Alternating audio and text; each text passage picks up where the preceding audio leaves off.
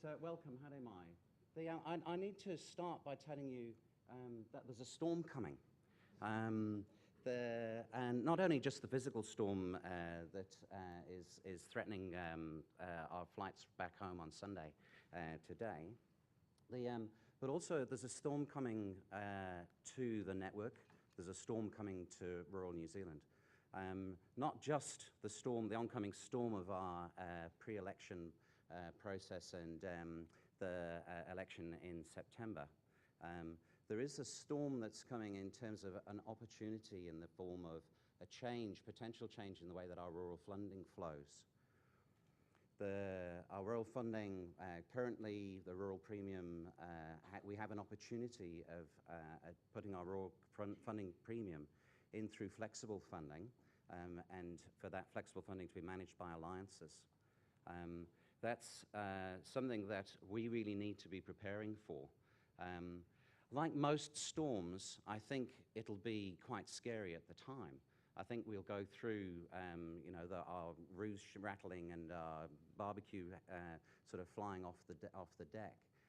But at the end of the day, I think that we're going to have a brighter, fresher garden to enjoy as a result of that storm. But I need to warn you that that storm is coming.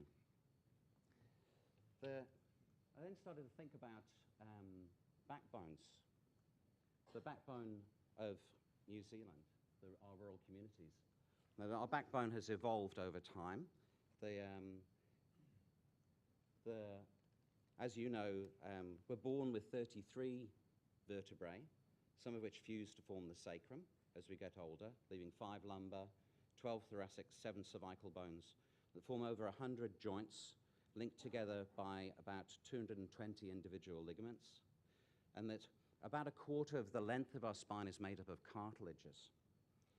So all of that structure made of disparate parts can not only sustain the weight and pressure of hundreds of kilos, I'm happy to say, this year, but as well carry our nervous system to our peripherals and our sensors back into our brains. 80% of us will have back pain at some stage in our life. It's one of the commonest reasons that people go to their GPs. And 80% of that will subside within 6 weeks without very much intervention. So how do we claim to be the backbone of New Zealand? Well, we carry a huge burden. We're conduits of knowledge. We're disparate and many, but together we make a fantastic functioning whole. Without any one of us, we wouldn't function at all. We can become commonly damaged, but it takes pretty major trauma to really damage us seriously. So there is a storm coming.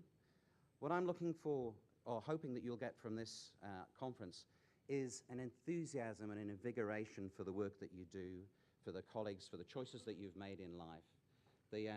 But also, it's an opportunity for you to build on those resources through the sessions at the conference, to use your linkages and strengthen the linkages that you have with each other, to strengthen your linkages with the network and strengthen the network itself. I'd like you to enjoy the conference of 2014. Now, we have a very special opportunity now. With 4 special guests, our session, we have visiting us today Annette King from Labour, Kevin Haig from the Greens, Dr. Paul Hutchinson from National, and Barbara Stewart from New Zealand First.